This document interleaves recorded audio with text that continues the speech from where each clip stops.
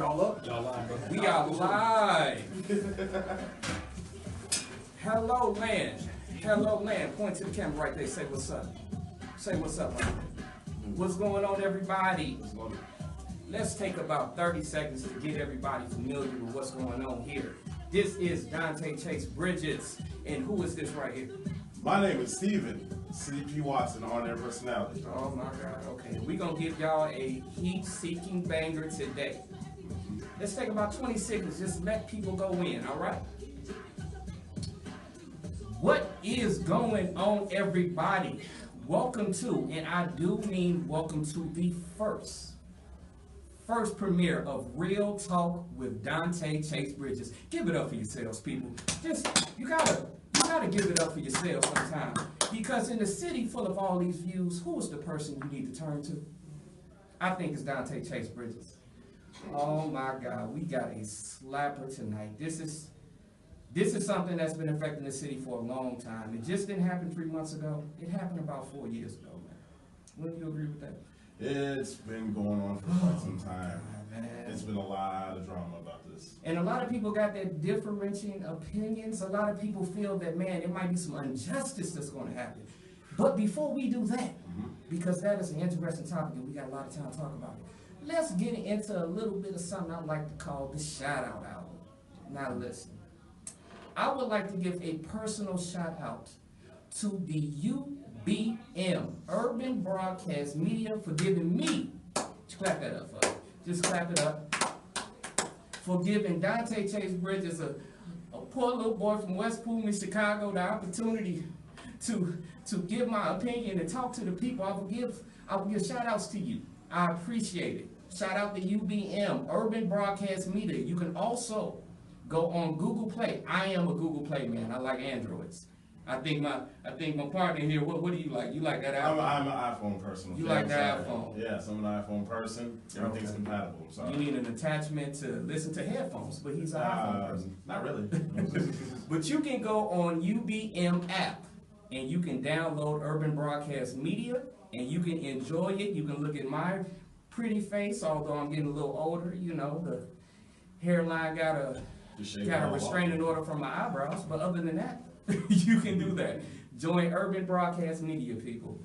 Also, gotta give another shout out. Shout out to Scene Chicago. Scene Chicago. I am a journalist there. I do interesting topics dealing with the culture of the city of Chicago, as well as thought-provoking topics dealing with the human interests of Chicago. Be on the lookout for my lots of my work. I got a lot of stuff coming out there, man.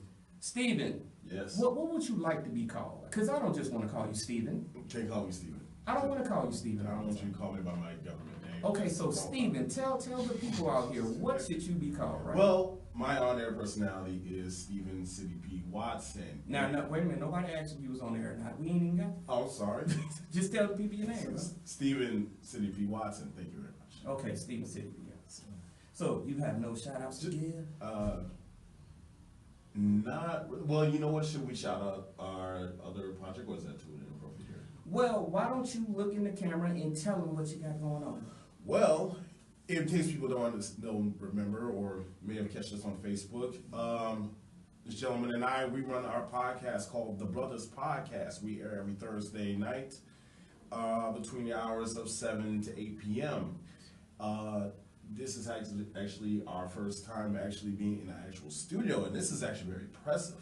Very impressive. Very impressive, and you may seem to be cool, calm, collective. I guess my emotions kind of on my sleeve. Because I am a great individual. Yeah. I was born for this. All right, but maybe I am a little starstruck about this. I'm not even gonna lie, but that's humility and the honesty in me. I'm a little starstruck, but this is very impressive. Well, we're gonna take it minute by minute, bit by bit. Yes, we're soak it in. Soak it in. This is beautiful. Speaking of soaking it in, let's get into our topic for this afternoon. Jesus Christ. Okay. And the reason I preface it like that is because the city of Chicago, not even the city of Chicago, but the world, the nation, because the city of Chicago is only a microcosm of what is happening in the United States. But we got the Wild Islands on it.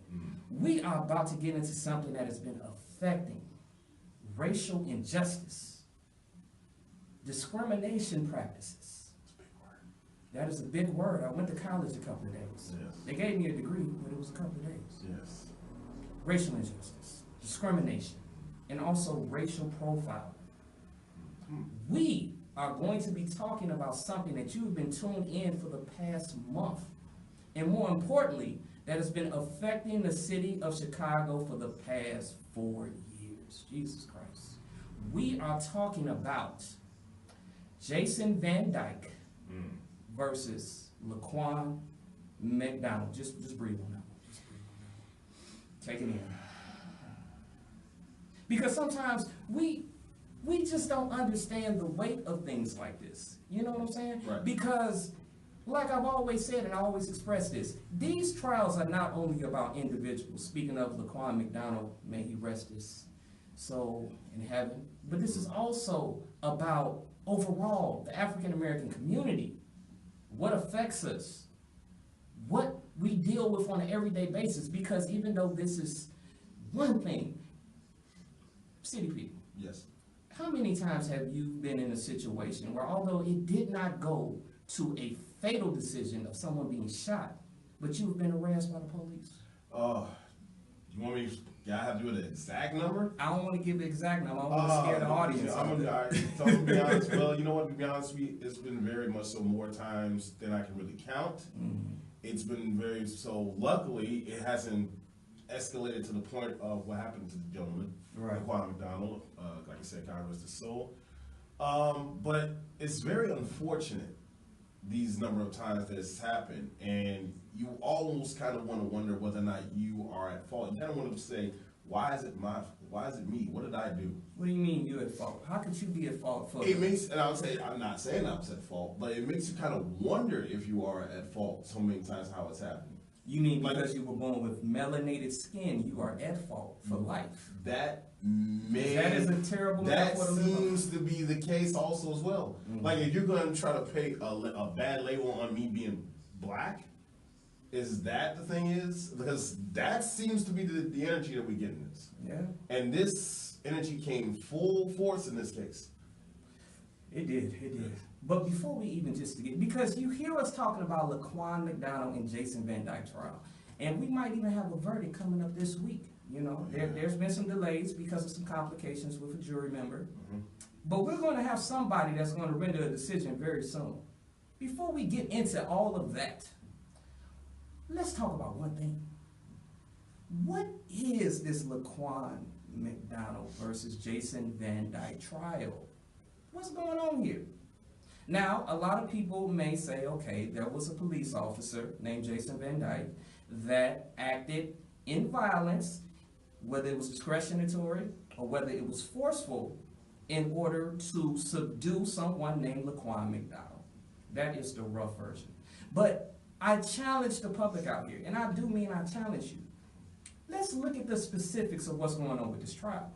Now, although we know that Jason Van Dyke was given first-degree attempted murder. First-degree attempted murder.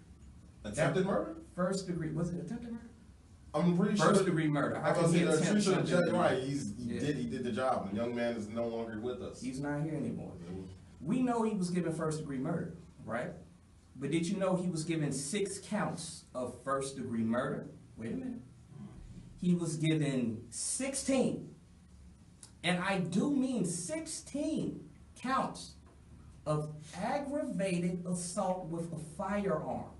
I think that's an understatement. That is an understatement of the lifetimes. How can it be aggravated assault? I think the aggression speaks for itself. Somebody is not here today. Yes, clearly. And you know what? This is another, it chokes me up to say this because it's so small, it's so minuscule, and it marginalizes what's actually happening. He was given 1 count of official misconduct. I bet the layman person don't know exactly what that means. I mean, official misconduct. You could be at your job right now and you can go on break for 45 minutes. You're supposed to go on break for an hour. That could be official misconduct. So what exactly is going on? I've laid out some details, but I want to get Stephen City P's opinion Because I know he got a lot of opinions. I've been rocking with the guy for a long time. A lot. He has a lot of opinions. So give me your insight on this trial. So here's my issue. Now, judge me if I'm wrong. Well, correct me if I'm wrong. Right, I will. Of course, I'll you're very good at that. Yes, I am. Jason Van Dyke, standard Chicago police officer, Right. carries a standard standard firearm from a police officer. Correct me if I'm wrong. Now, exactly how many rounds? I believe it was, what, 12? Yes. 12 rounds in a standard police Glock. Yes. Yes. LaQuan McDonald was shot how many times? 16? 16. 16. Vic Mensa made a song about it. 16 times. So let's make this abundantly clear. Standard revolver holds 12 rounds. You said that, but let's keep on. LaQuan McDonald was shot 16 times. By the same officer? By the same officer? Okay. So, emptying a whole clip into a gentleman that was down from a standard Glock wasn't enough for Jason Van Dyke.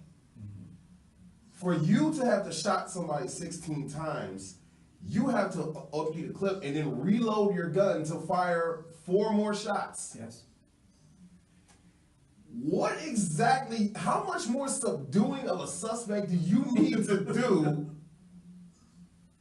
in order to shoot an individual 16 times, to shoot a person 12 times originally, and then reload your gun to finish with an additional 4 shots? My boy, you couldn't give the dude Tylenol PM and let him be subdued like that. Like, what exactly nothing that he could have done outside of having a firearm on his own could have merited that type of lethal force. As a matter of fact, let's take a moment to just let the viewer, the people on the radio, the people that is looking at us from Scene Chicago, the people that's looking at us from UBM, hi mom, how y'all doing today? Let's take a moment to let people know what 16 shots sound like coming out of the assault. Bow, bow, bow, bow, bow, bow, bow, bow, bow, bow, bow, bow, bow, Reload. bow, bow, bow. What a minute, Yeah. bow, bow, bow. Do you see what I'm saying? Do What? you understand? Where do you draw the line where if a suspect is down after that you feel like you need to reload and continue to shoot him? You clearly intended for this gentleman to die. You did.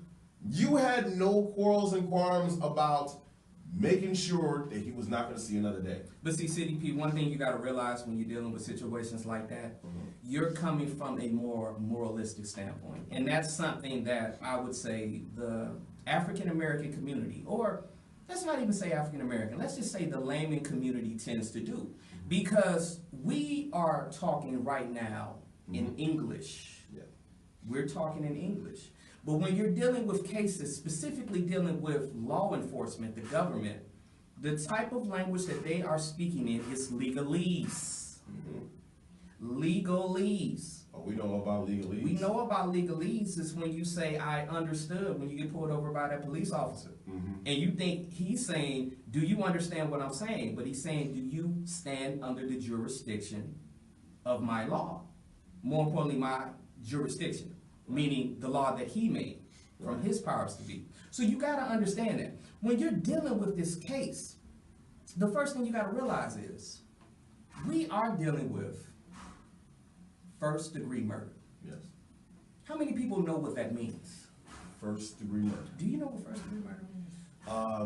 This is your word. First official initial count of murdering someone? That was very nice. Say that one more time to the people out I there. believe first-degree murder is your first initial count of murdering someone. First initial. So you saying This is the time that I was aware that I was shooting someone? Yes. It's first degree Coming murder. in, yes. Okay. Okay. Well, that's true. Yeah. Metaphorically speaking, that is true. If I'm aware, that's my first degree, first account of murder. But when you're dealing with the Cook County justice system, when you're dealing with the U.S. government as a whole, when you're speaking in legalese about first-degree murder, you're not only talking about someone that has committed murder, but you're talking about somebody that had a cold, calculated, premeditated, key word, premeditated. And this is going to allude to the question I want to ask you. Because if, and trust me, the defense, the prosecution is going to be talking about this.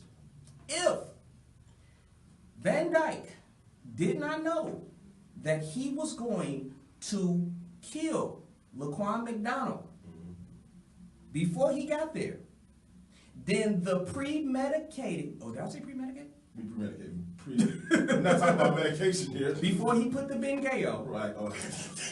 Premeditated murder. Premeditated. If he did not know that he was going to commit premeditated murder before he showed up to the scene, then technically first-degree murder can be resolved. Well, what could it be? Anything? What was it going to be? Manslaughter? Because I would think, you know what? Here's the thing: we got to understand the definition between that and murder and manslaughter. Because murder actually would have to give to some type of intent, wouldn't it? Right. Manslaughter, you can easily say it's an accident. This is clearly not an accident. So murder, I think it's a pretty cut and dry way of saying it. You intended to put this person down. Well, one thing you have to understand about law, CDP, it's not what you know, it's what you can prove.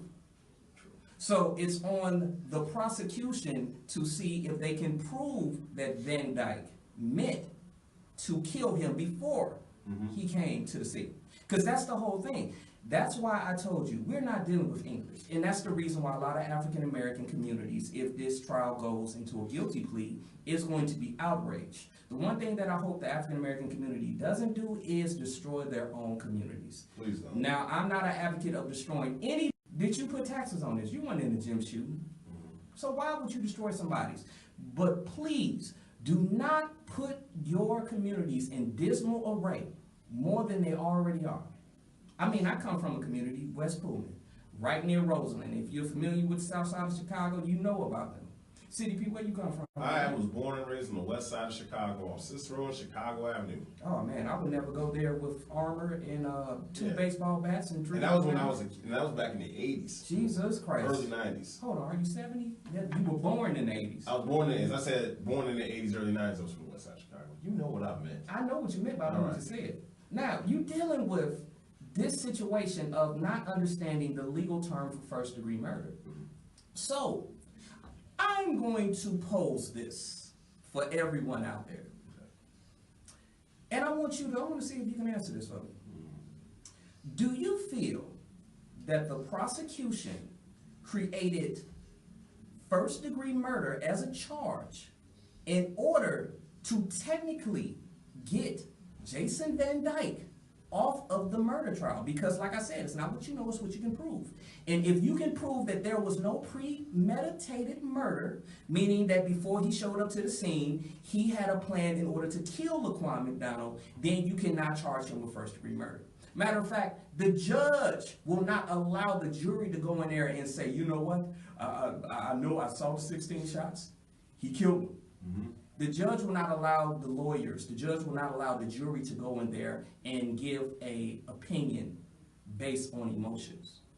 So tell me, do you feel that this is going to cause outrage to the community? Because I'm telling you, this is legalese. This is legalese right here. What do you feel is going to happen? Because I feel like they are setting up for Jason Van Dyke to be not guilty by giving him the first-degree murder, because you cannot prove it unless somebody testifies that Van Dyke was going to kill. And you already had his partner saying that before he showed up, he had no evidence that he was going to commit first-degree murder, quote-unquote, alleged. I am a journalist. I can't say, just reckless things, but quote-unquote murder. His partner testified that he said that he was not going to do it. He was right there with him. He said he showed justifiable violence towards LaQuan McDonald. Once again, I keep saying justifiable. I keep saying these words because this is legalese. This is not English. This is one thing you have to understand so you can start dealing with the right side of your brain instead of thinking about the amygdala, the emotional side of your brain. What do you feel? Do you feel they may be setting us up for the okie doke? Well, since you put it that way, Yeah. since you broke it down more eloquently than I probably would have, that seems like it's the case because, you know, we could go on and on about how the Chicago police and how they operate.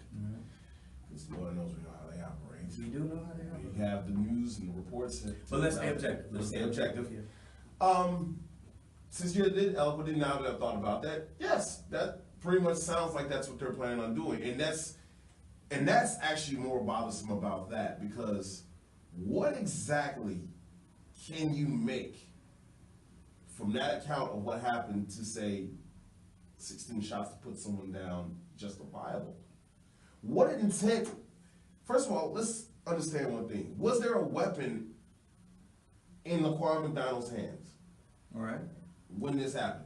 A weapon that merited you drawing a firearm? Well, this is just me. Okay, I'm asking the question, that's all. It doesn't matter the level of the weapon that he used. It only matters if the weapon could cause fatal. That's the word. We're talking in legalese. Okay. Can it cause fatal violence? Okay. And even though it was only a 3-inch pocket knife, that pocket knife could cause fatal damage towards a police officer. Okay. Now, correct me if I'm wrong, but maybe I always will. Yeah, well, no, you always will. Was he approaching the police or was he fleeing them? That depends. It's a matter of perspective. And that's why we really got to hone in on exactly what we're doing when we talk about these trials. Yeah. Because although they showed him technically walking away, his feet was pointed away from the police officers, what you fail to realize, let's say, if you were in a situation and someone had a gun, and I'm only speaking legally. Yeah. I'm not speaking on a subjective opinion. Just legally. If you were here, and someone was threatening you or seemed to be a threat because they had some type of weapon, and although their feet was pointed away, they were walking away, but they had the weapon on them and they were flashing it. I want you to objectionally tell me, do you think that person is a threat whether they walk towards you or they were walking somewhat away from you, being 20 feet in your proximity? 20 feet away. 20 feet away. So from here to about there. Yes. About that wall right there. Doom, doom, doom, doom. No. Okay. Absolutely not. Let's understand why. Tell us why. Because exactly, if he has a pocket knife from 20 feet away, do you imagine for him to actually cause some type of murderous harm towards a police officer, he would have to be probably one very gifted pocket knife thrower. That's the best guess I can get. Wow. You have that pocket knife thrower. I'm going to say, because I'm being literal with what he had. So you went to medieval times with Yes. this. Okay. He would have to be a very appropriately trained pocket knife thrower to have that from 20 feet away to cause harm to an officer. So exactly, that's where the problem comes with the justification of this. Even if you had a pocket knife and that resulted in them drawing their guns,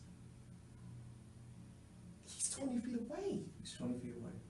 With a pocket knife. Now let me ask you one question. Okay.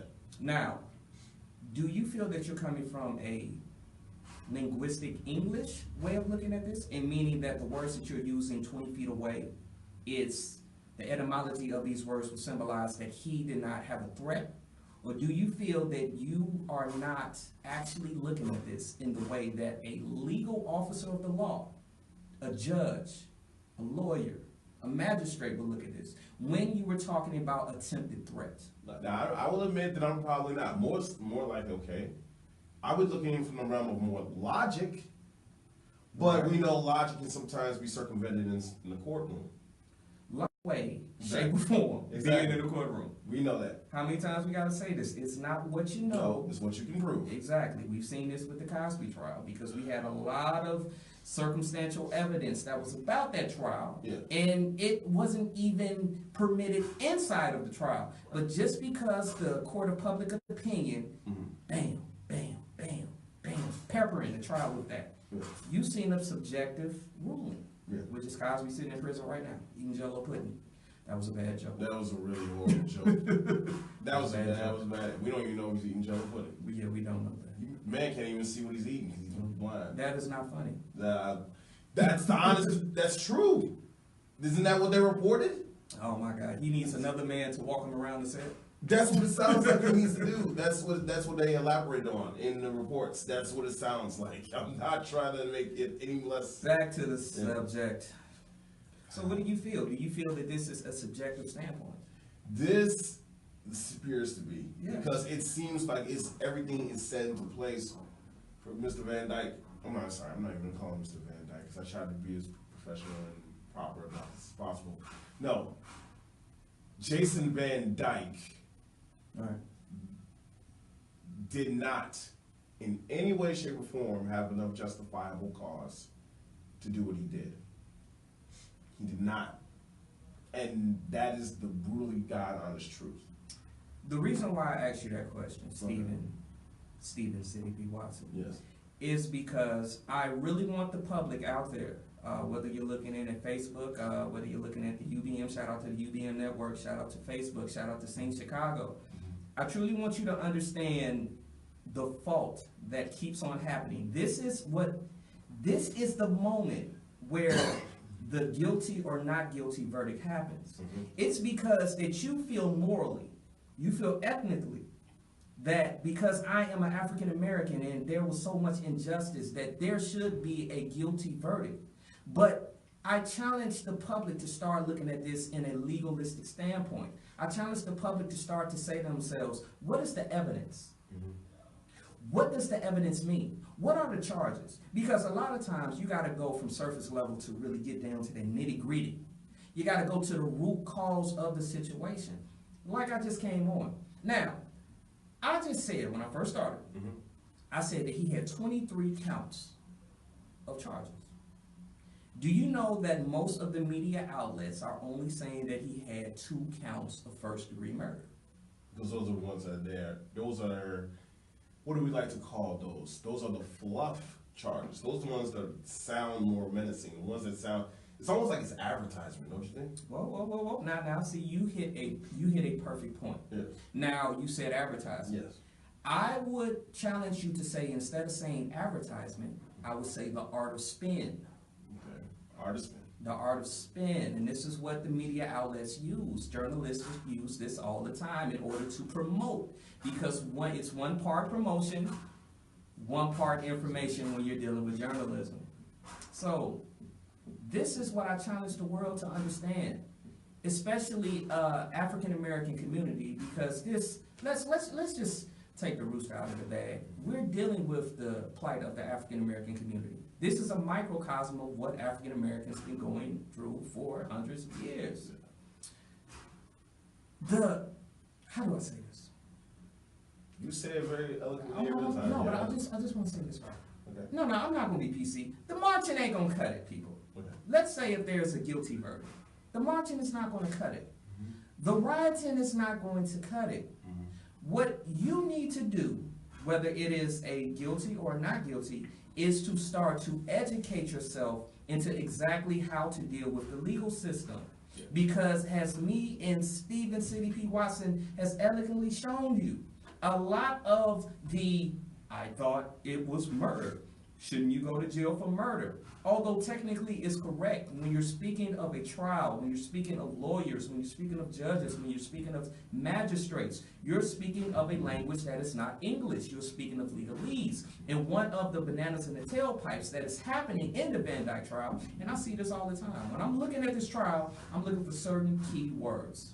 One of the words I'm looking for, which I saw, premeditated. Premeditated. Now, we all feel we know what it means in English, but you have to understand it on a legalese standpoint. Because basically what you're saying is, as far as premeditated, is that there has to be, before all this transpired, a specific intent from Jason Van Dyke to do this. A specific intent. There's a specific intent that he was trying to, he knew before he started his shift, before he got into his squad car, before he began his patrol, before he got the call, he was intending to murder. Exactly. And if you don't have that premeditation, and not only have it, but like I said, it's not what you know, It's what you can prove. it's what you can prove. So if you don't have some type of voice recording of him saying that I'm going to kill this person when I get on the scene. Now I know they've talked about there were tasers, they almost turned in they called in a taser unit at some point. Yeah. Because other officers felt that they can subdue him by using less threatening force. Right. But if you don't have Jason Van Dyke saying that I intend to kill him legalistically, you cannot charge him with first-degree murder. Right. And that's what I want you to understand. Now, I'm not coming from a subjective standpoint. If I had to come from my own opinion, if you do the crime, you got to do the time. Whether you're a police officer, whether you're a kid in a candy store. If you do well, let's not say the kid in the candy store. Get a brother a Snicker or something. Go ahead, get the payday and get out of here. To death. It's okay. But when we're talking about taking a child away from a family member, you had his great uncle on radio stations, basically in tears, expressing how he needs for the justice to come down on his great nephew. When you have this specific thing, we're talking about life here. We're not talking about kiddie stuff, we're talking about life. When you have this specific emotions, do not get involved with the emotional side of a legal system because it bears no emotional side. Do you understand? So I would have to ask one question though. What's that? Since from what we're explaining here, there's a very clear inclination that there is a very significant chance that he will be found not guilty of first-degree murder. I didn't say that. Did you say I said there's a chance. I didn't say that. Did We you say that? didn't say it, I didn't say that. but there is. We're not saying that at Look all. at the camera and say you didn't say that. We're not saying he will be found not guilty. I didn't say that either. But what we explained is more so have to do with there's a strong possibility. Because if you don't understand, like you said, if you don't understand the legal terms, you will fall into the trap, an emotional trap. Now, if there is a possibility that he will be found not guilty of first-degree murder, in your opinion, what can he exactly be found of? What would he be found of guilty of? Well, the fluff charge of official misconduct is something that he can be found guilty of, and that is a sentence of less than 1 to 3 years in a minimum to maximum state prison. That's something that he can be found guilty of. The 16 counts, and most people when you hear 16 counts, somebody say, well, he didn't do 16 crimes, well, 16 for every 16 bullet he shot him? Well, it's not technically like that. It's just 16 different scenarios or 16 different theories of how the crime actually occurred. That's what they mean by 16 counts. So he could face up to 10 to 15 years in prison just from the aggravated weapons charge. But one thing that you have to realize, this ain't you. No. This ain't me. This ain't the producer out there. No. This ain't the other producer. This is not the green room. This is not the person walking down the street. This is not anybody of a normal person. This is a Chicago City police officer. Yes. And we all understand, or maybe this is one of the reasons why we're so frustrated. Do we understand that Chicago police officers have different rules that they follow in order to permit them for using force and being able to get away with it? Yes. There's ordinances. Matter of fact, like I said, you gotta hip yourself to this game, all right? Let's talk about the Illinois statutes, subchapter 9, section 1, that talks about what first degree murder is. That also talks about if you have a fear for your life, you can be acquitted of first degree murder. You gotta look it up. You gotta open up your Illinois ordinances. You can have a fear. You're black, not you. I want to say thank you. Let's clarify something. You can have a fear, Not you, sir. except that, look, I'm gonna have a fear they're not going to buy that from me. Yeah, I'm scared of you right now. You probably would be. You absolutely would be. But we're talking about the Chicago police officers. We're talking about a very, what do they say? The silence of the boys in blue. Mm-hmm. We're talking about a code. And believe you me, they do have lawyers. They do have specific lawyers. They do have specific judges. They do have specific people that could gear situations, just like this trial with LaQuan McDonald, into their favor. It is the reason why the system is for the Chicago police officers. But that's more subjective. Objectively, they have written in ordinances that will allow them to use the force that they need in order to subdue an aggressor. So we all know that that has gotten out of hand. Because instead of it being a, wow, I did this trying to protect the community, it has almost become a, what would be the word? Let's just keep it real. An excuse to kill. Yeah. You have an excuse to kill. Very much so. And the Chicago police force is, I don't know how many times they've been acquitted of this. So many times they've been acquitted. So many times you've sat in your living room right now and watched a not guilty. Not guilty. Matter of fact, not even dealing with the city of Chicago. Back when we were just little babies walking around here, when we were talking about Rodney King, they had on video several, and I do mean several officers assaulting this man continuously over and over again, and he was acquitted. Who? The LAPD was acquitted. So how can you tell me that there is not a system that is not rigged? Because these are laws. That's why you have to understand. If you really want to learn about your laws, I need you to go to something called Black's Laws Dictionary. Black's Laws Dictionary. Have you ever heard of Black's Laws Dictionary? No, I've not. Black's Laws Dictionary will break down what every term that you might think is just English, but what it truly means. You need to text me that link. Everything. Speaking of color, you know color doesn't exist. So when in legal form, it doesn't exist. So if they call you black and you're talking about the legal system or any type of government agency, they're technically telling you that you don't exist. Right. And this is not me saying this, people.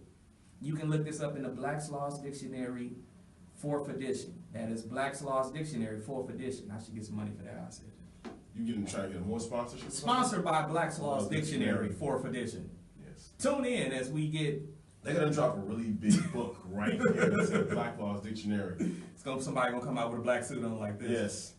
We sponsor this. Yes. Pick us by book. Thank you, people. $29.99 at the local bookstore. But this is what you need. You need to understand the actual laws that are dealing with getting these people out. And this is something, we've talked about the legal aspect, but let's talk about it on a moralistic standpoint.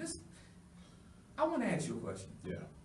How do you feel that the family members are affected by this ordeal? Because not only have they went through losing their child, losing their sibling, losing their great nephew, but now they have to watch it play out every single day on live nationwide television. How do you feel they've gone through that? Me personally, I don't know if I could sit there and watch somebody that I've loved that's been killed and I felt this unjustly. Mm-hmm. Sit there and have his character portrayed as if he was a monster. Well, obviously, I feel like they're completely emotionally devastated at this point. Mm-hmm. They're emotionally devastated from the loss of Mr. McDonald. They're also probably confused. Mm-hmm. They're probably very distraught. Why do you think they would be confused? Because there's a confusion of exactly what he's being charged with. Because like we're discussing right now, you have to understand that there might be people getting into their ear saying the way this trial is progressing, that there is a chance that this gentleman can walk from these crimes. But they don't exactly have a necessary knowledge to probably gauge the fact of whether or not an attempted murder charge can stick in this case. Mm-hmm. So they probably don't have that understanding too much. If they do, then they probably know this is probably going down the wrong path already from jump. Mm-hmm. They probably expect Jason Van Dyke to walk from this. Because so? They probably are prepared for the idea that Jason Van Dyke is going to walk away from this. Wow. And that's a terrible, terrible thing to have to deal with because there means there's little to no justice. Well, I won't say that he will completely walk out. I take it back. He won't completely walk away because one of the charges we also brought up was aggravated murder with aggravated assault with firearm. Now, clearly that was aggravated assault. Right. So, yeah, you could see a 10 to 15-year sentence out of this. Maybe reduced in some way because he is a Chicago police officer. Right. But is that sufficeable enough to merit the loss of your son? Well, let me ask you another question, Steve. City, Stephen, City. What did you just call me? I call you City. You combine the words. Stitty. Did I call you Stitty? Steady, whatever. City, Stephen P. Watson. Call me Smitty. Smitty. Okay. You 79 now. All right. Remind me of my grandfather. All right. Let me ask you another question. Now, this is not the first trial of this LaQuan McDonald, Jason Van Dyke. They actually I'll take that back. LaQuan McDonald's family settled for a $5 million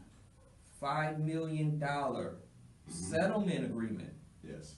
In order for this to go away as far as the city of Chicago. Let's not forget that. Rahm Emanuel, that could be allegedly one of the reasons why he's not going to run for mayor. I was also going to bring that up. Yeah. This case is forcing the mayor of Chicago to not vote for re-election. Allegedly. Allegedly. Journalistic. Okay. Say journalistic. Journalistically speaking. Allegedly. Allegedly. Okay. Okay. So tell me, how do you feel about this fight? It's $5 million. You don't think that was enough to make sure that not only justice had been served, but they could walk away with a handsome pity that will set up their family for the rest of their lives? You don't think so? I personally wouldn't think so because it's a loss of a family member, but apparently money has a way of always solving a lot of problems, apparently. Solves 97% of the relationship. It sure does. Yes, it does. Because Lord knows, if you get an extra $5,000 income a month, you would have no problems. I'm leaving life if I get another extra $5,000. Yeah. But as far as this case, because you have to understand a $5 million, we call it a donation. Are we going to call it a donation? No, we got to call it a settlement. Settlement. Okay, a $5 million. I was about to call it something else. A lot of money. I was going to say a $5 million bribe or whatever. All right. There you go. But okay. Let's be a little bit rock with that. Okay, a $5 million bribe. Hush money. To be quiet about this, and not to. And people have to also understand. And here's another. You know what? That also brings up another interesting point about this case. Let's not forget that this took place in 2014. No one is even aware of this until a year later. So there was a direct intent to cover this up as much as possible from no one ever knowing about it. So why all of a sudden this case happened in 2014, literally a year later, we're now finding out about this? Well, it's called a cover up. So if there is is there no more of an intent that there is some type of misdealings that were going on in this situation, that you pay the family $5 million and then you can go ahead and try to erase as much video evidence from the local restaurant over here, or the local street cams over here, or the dash cam video that was maybe, or the motion cameras that they have on every corner in the city of Chicago. That apparently they can pick up your license plate in the middle of the night. Yes. Anyway, with all that, we may speak on that. Yeah, we're probably right. We're gonna have to speak on that. That's an interesting topic. But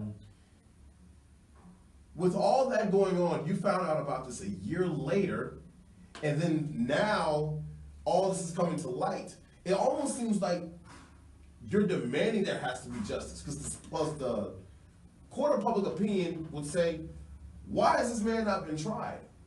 Why has this man not been convicted? So I guess the legal system is going, well, I guess we're just going to have no choice but to try and make it a trial. Jason, we're so sorry about this, but the evidence came out. as a higher up official. Are you the lawyer? No. You know what? Let me be. Sir, I'm sorry. I feel like I'm the ruling's in. I feel like I'm right now. I'll be the police superintendent. I say, look, Jason, I know we put you on desk duty because you made a reckless decision. Mm. We did our best to kind of keep this hush hush. Right. But the video got out. It did. And at this point in time, I'm not planning to lose my job. But what about me? Sorry, son. What do you mean? I'm not going to trial. We went through the academy together. What do you? You did something. As far as I know, you did something. Give me your badge. Take these handcuffs for now. My wife fixed you banana pudding.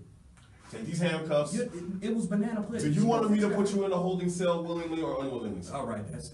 And that's basically how this is basically being planned out. That's just how this is evolving. So at this point, we know now there was no intent to punish Jason Van Dyke to this extent until that video evidence came out. So you feel that the reason why Jason Van Dyke is getting punished now is because, and this is what I've heard also, I'm going to put on allegedly too, but you know, there were a lot of freelance journalists, there was a lot of individual media, it wasn't the mainstream media, that was actually pushing this story because this story was buried under so many legal forms, you basically couldn't find it, it was in the archives of the city of Chicago. So there was so many people that was pushing this. It was buried. You feel that if it did not come back out to light, the city of Chicago would have not even cared about LaQuan McDonald. In a heartbeat, they would have forgot this young man existed. Oh my God. Now, this is what I have. This is not only a question, you can chime in, but murder. Murder is one of the worst things that you could possibly do. Especially murdering somebody that hasn't even lived their life. Speaking of a 17-year-old boy named LaQuan McDonald, you have taken away his future, you have taken away his family's future because there will always be some point where they will look back at LaQuan McDonald and say that this was supposed to be the person that made it out. This wasn't a bad kid. This wasn't a bad, and even if he was a bad kid, which he wasn't, everybody still needs time in order to grow. He was only 17. Didn't they make up that whole story, or was that elaborated that he was on PCP or something like that? It was elaborated, but what did the toxicology tests come out to say? Clearly didn't say there was anything about PCP in there. He had a little Mountain Dew in his system. But they sure tried to pull that PCP. But they tried to pull it. The whole sprinkle of cocaine on the shit. You are dealing, the joke. Yeah. You know what's funny about that? It just happened. Yeah, Dave Chappelle joke. Yeah, that literally happened. What was the situation that made that happen? What was that? It was recent, and I can't recall. Oh my God! It was recent, and I remember seeing about it. Just sprinkle some cocaine on them and say there was a the LaQuan McDonald. That's what happened. The LaQuan McDonald situation. So completely. This was a cover-up, and now you have affected the lives of not only LaQuan McDonald, may he rest in peace, you have affected his family for generations to come. This is one of the reasons why, as the African American community, you need to look out for self. But looking out for self doesn't mean just boycotting. Looking out for self doesn't necessarily mean rioting in the streets if this comes out not guilty. Looking out for self means you have to put yourself in a position and your future generations in a position where you can depend on your own communities. How do you do that? Now, even though you might say, hey, how does this correlate with a murder? But if you had your own economic footing where you can create jobs, you can create industries, you can create a system where black boys like LaQuan McDonald can be employed, and have a different perspective. First off, you're going to eliminate something that's been plaguing the African American community. You're going to eliminate single fathers, single mothers, that epidemic, the strife of the black family. And who's to say that this wouldn't affect the LaQuan McDonald? But let's just speak not on the microcosm standpoint, but let's just speak in generalistic terms. When you have a community that is together, you look out for each other. Right. I grew up in West Pullman, but on my block, if something happened, if I was doing something, you better believe Miss Barbara, You better believe Mr. George, you better believe that Miss Atkins is going to tell my family. And what that did, that caused something that I like to call indirect accountability. Yeah. Because even though I didn't understand what was actually happening to me, I realized that the consequences of my actions will be severe. So maybe I need to straighten up. And I'm not saying that LaQuan McDonald did anything out of the ordinary, but I'm saying that the environment that causes these types of shootings to happen on a regular basis, because this is not the only time. It was no less than 2 months ago when they said that over 72 people in the city of Chicago were shot in a weekend. Now, I have my opinion about it. I know Steven does too. Well, I just kind of hit it on that a little bit earlier. Right. Yeah. Because how can you have motion detectors, motion sensors, and then have actual technology that can trace back a bullet, but you cannot find the 72 people's accusers that had killed them, and they were able to flee out the city of Chicago without a trace? I don't even know how that happened. You can't even steal a candy bar out of Jules without getting away. You know, Right. so how do you have that? But as I digress, if you create a community that looks after their own, that looks after their best interest, which is the African American male, which is the African American female, then you create an environment where a lot of these senseless shootings will not happen. And I'm gonna tell you how. Because, and this doesn't have to be all, poetic, linguistic. It's simple. If somebody knows somebody is accountable for a life, you're not going to touch that life. No. If I know you got 4 brothers, Big and Swole, been working out at LA Fitness for the past 15 years, and this is only a metaphor, been working out for 15 years, I know that I shouldn't touch you because I know it might be dire consequences if I put my hands on you. Right. And you can translate that or use that as a metaphor for the African American community. One of the main reasons why we have these things happen like LaQuan McDonald is because the powers to be in different ethnicities understand when you deal with African American men, there's nobody to back them up. And it's been going on systemically for a long time. And when you have no one to back you up, whether it be economically, whether it be socially, whether it be just, I have a helping hand, reaching out to the African diaspora of the entire continent, or just reaching out into your community. This is where you have the Black Panthers. This is where you have different organizations that, although was villainized, was created in order to show accountability, and also you won't touch a person that belongs to our tribe. Because we are tribal people when you break it down. But we ain't gonna get into all that. But you are not seeing this for what it is.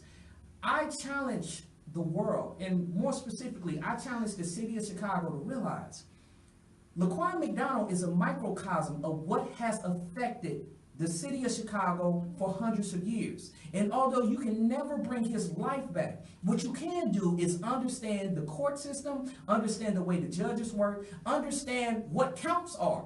How many of you know what counts are? How many of you know what charges are? How many of you understand that the police force has a specific type of rule that would allow them to get away with the murder? Because a lot of people are always screaming, murder, murder, murder. Why are these police getting away with this? Well, it's because they have written it into their ordinance where if you do this, I have a couple of keywords I can say that would allow me to get out of the situation. And a couple of those keywords is, I feared for my life. I feared for my life. And this just didn't happen. It was written into legislation.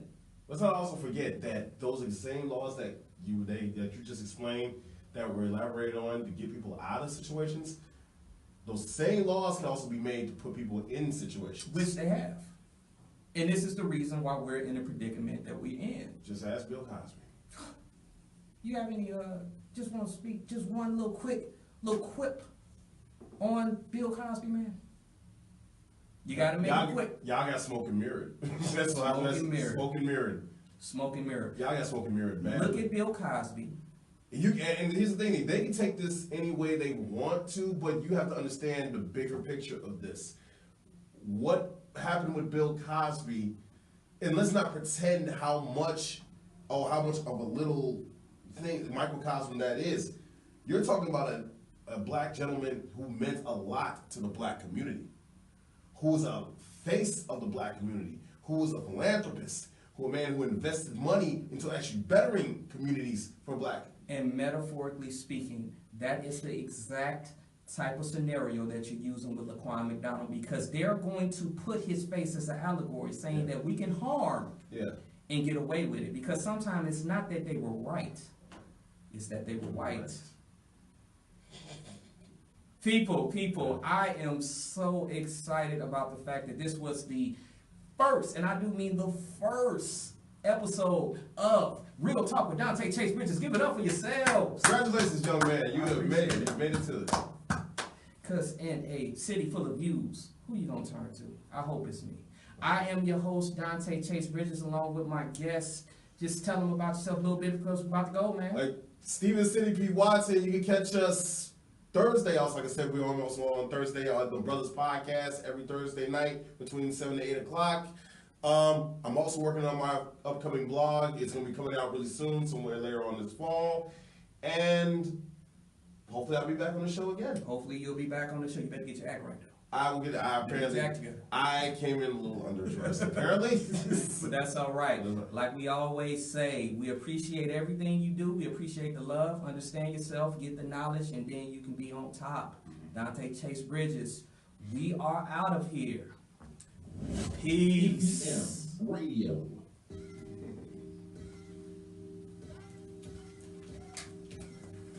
How y'all doing out there, land? Woo! We appreciate you listening. We appreciate you tuning in, chiming in, maybe. Yes. We will be back every Tuesday. And we're going to get the times together. We'll be getting together. I'm telling you, we're going to be busting you upside your head. So I want y'all to tune in. I want y'all to get familiar with this face because we're coming to you, all right? I'm Donte Chase Bridges. Thank you for having me on. Broadcast Media has a brand new app for you to listen to the UBA Radio Network everywhere you go. All right. Whether you're in your car, on your job.